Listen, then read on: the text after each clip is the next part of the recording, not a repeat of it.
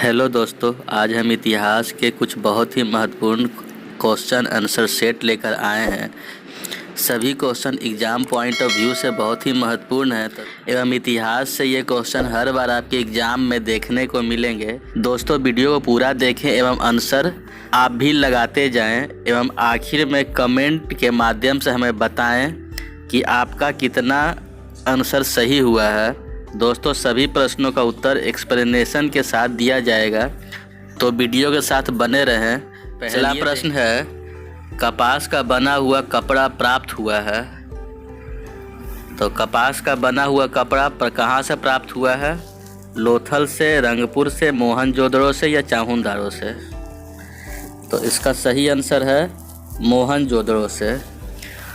कपास का बना हुआ कपड़ा मोहनजोदड़ो से प्राप्त हुआ है। सर्वप्रथम कपास इसी इलाके में पैदा हुई। यहाँ से सूती कपड़ा मेसोपोटामिया भेजा जाता था। क्वेश्चन नंबर 2 है, निम्नलिखित में से ऋग्वेद काल को कृतयुग कहा गया है? आर्यनक में, दीर्घ निकाय में, पुराण में या उपनिषद में? तो इसका सही आंसर है पुराणों में। तो पुराणों में जिसे कृतयुग कहा गया है वही वास्तव में ऋग्वेद काल 1500 ईसा पूर्व से 1000 ईसा पूर्व के बीच का है। देख लेते हैं तीसरा क्वेश्चन है, महाभारत काल के अनुसार पुरु के पिता ययति का राज्य किस नदी के तट पर स्थित था? गंगा नदी, यमुना नदी, भागीरथी नदी या सरस्वती नदी? तो इसका आंसर होगा सरस्वती नदी। महाभारत के अनुसार पुरु के पिता ययति का राज्य सरस्वती नदी के तट पर था। द्वितीय बौद्ध संगीति कालाशोक के शासनकाल में किस वर्ष हुआ था? तो द्वितीय बौद्ध संगीति 10वें वर्ष में, 8वें वर्ष में, 4थे वर्ष में या 9वें वर्ष में? तो द्वितीय बौद्ध संगीति कालाशोक के शासनकाल में 10वें वर्ष में वैशाली में हुआ। देख लेते हैं क्वेश्चन नंबर 5, किसकी मृत्यु के उपरांत हर्षवर्धन थानेसर की गद्दी पर बैठा? राजवर्धन, पुष्पभूति, गृहवर्मन या हरिवर्मन? तो इसका सही जवाब होगा राजवर्धन।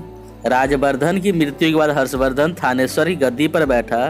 हर्षवर्धन पुष्पभूति वंश का शासक था जिसका संस्थापक पुष्पभूति था। हेनसांग ने हर्षवर्धन को शीलादित्य के नाम से संबोधित किया है। छठा नंबर देख लेते हैं, पुरु के ऊपर सिकंदर की विजय के उपलक्ष्य में क्या निकाला गया? कागजी मुद्रा, सिक्का, अभिलेख या ताम्रपत्र?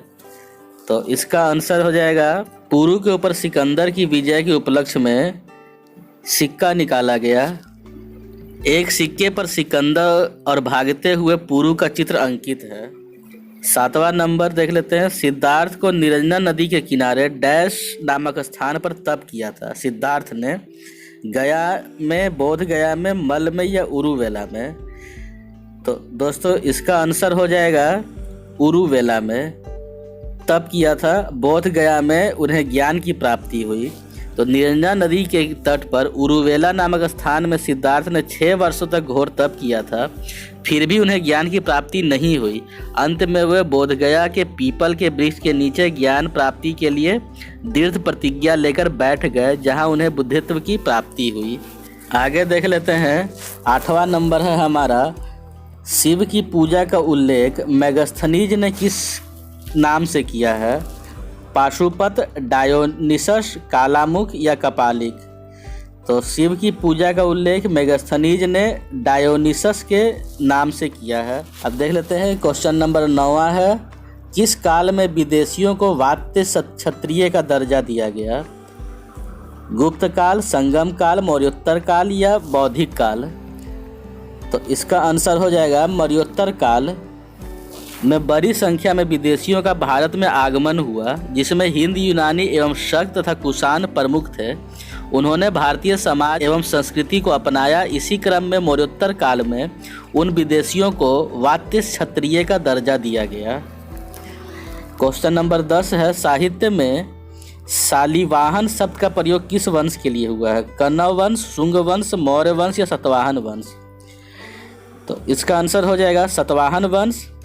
सातवाहन वंश अथवा आंध्र सातवाहन वंश, जिसका संस्थापक सीमुख था, पुराणों में उन्हें आंध्र भ्रत कहा है तथा अभिलेखों में सातवाहन कहा है तमिल साहित्य में इस वंश के लिए शालिवाहन शब्द का प्रयोग किया गया है, जिसका शासन क्षेत्र मुख्यतः महाराष्ट्र, आंध्र प्रदेश और कर्नाटक था।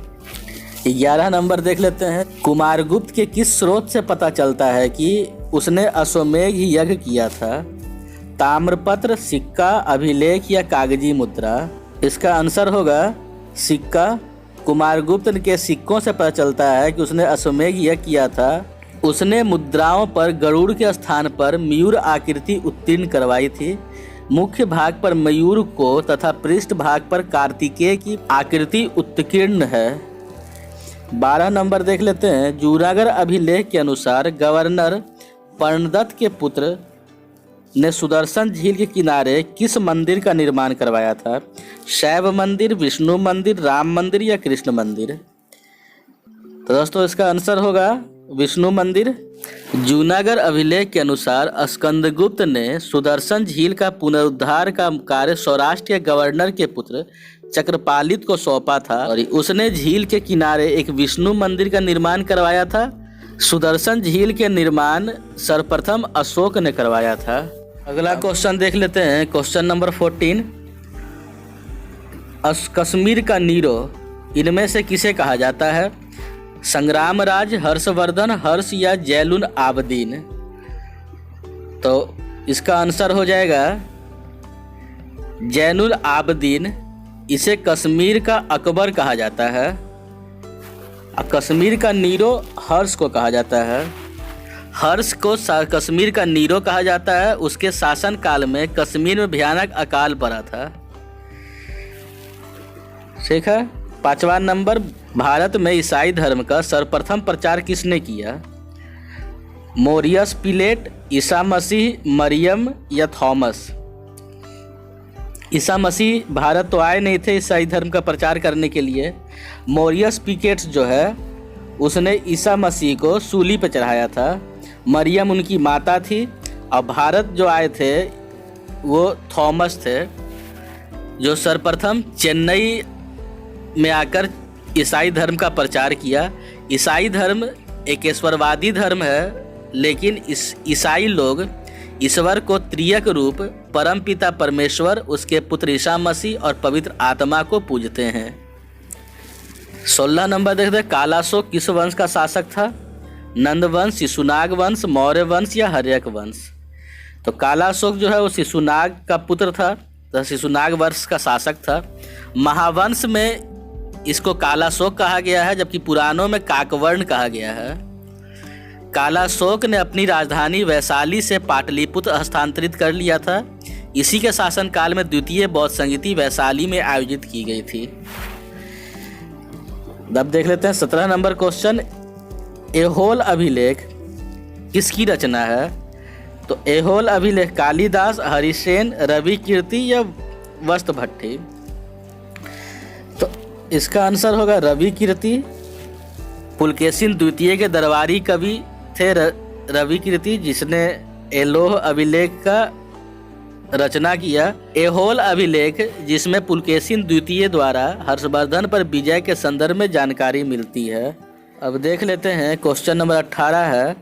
देवघर का दशावतार मंदिर किस धर्म से संबंधित है? दशावतार मंदिर देवघर का तो जैन धर्म, शैव धर्म, बौद्ध धर्म या वैष्णव धर्म? तो इसका आंसर हो जाएगा वैष्णव धर्म। झांसी जिले के देवगढ़ का दशावतार मंदिर वैष्णव धर्म से संबंधित वास्तुकला का महत्वपूर्ण उदाहरण है। इस मंदिर का शिखर 12 मीटर ऊंचा है, जो संभवतः मंदिर पर शिखर निर्माण का पहला उदाहरण है। देख लेते हैं 19 नंबर। जैन शब्द का क्या अर्थ निकलता है?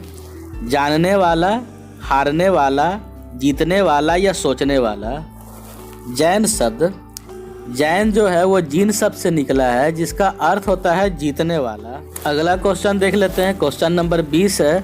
चतुर्थ बौद्ध सभा की कार्यवाही को किस भाषा में संतों को उगाना शुरू किया?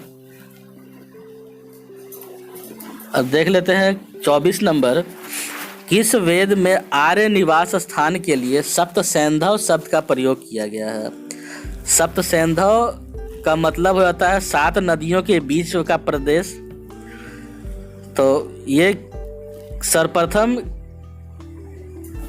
किस वेद में प्रयोग किया गया? ऋग्वेद में, आयुर्वेद में, सामवेद में या अथर्ववेद में?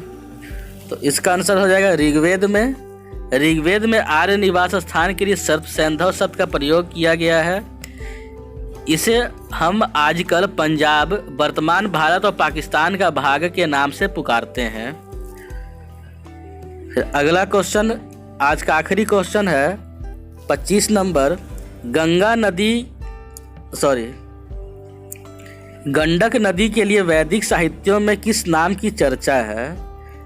तो गंडक नदी के लिए वैदिक साहित्यों में भागीरथी ऑप्शन है, भागीरथी, सदानीरा, साप्ती या हिंदुन। तो इसका आंसर हो जाएगा गंडक नदी के लिए वैदिक साहित्यों में सदानीरा के नाम का चर्चा है। इसी साथ दोस्तों आशा करता हूँ आपने अपने उत्तर का मूल्यांकन कर लिया होगा। तो कमेंट में हमें बताइए कि इन 25 प्रश्नों में आपका कितने प्रश्न सही हुए। वीडियो को अंत तक देखने के लिए धन्यवाद। दोस्तों वीडियो पसंद आया तो लाइक और कमेंट करें ताकि हम आगे भी आपके लिए ऐसे ही क्वेश्चन आंसर सेट लेकर आते रहें। Thank you students. पढ़ते रहें, कुछ नया सीखते रहें।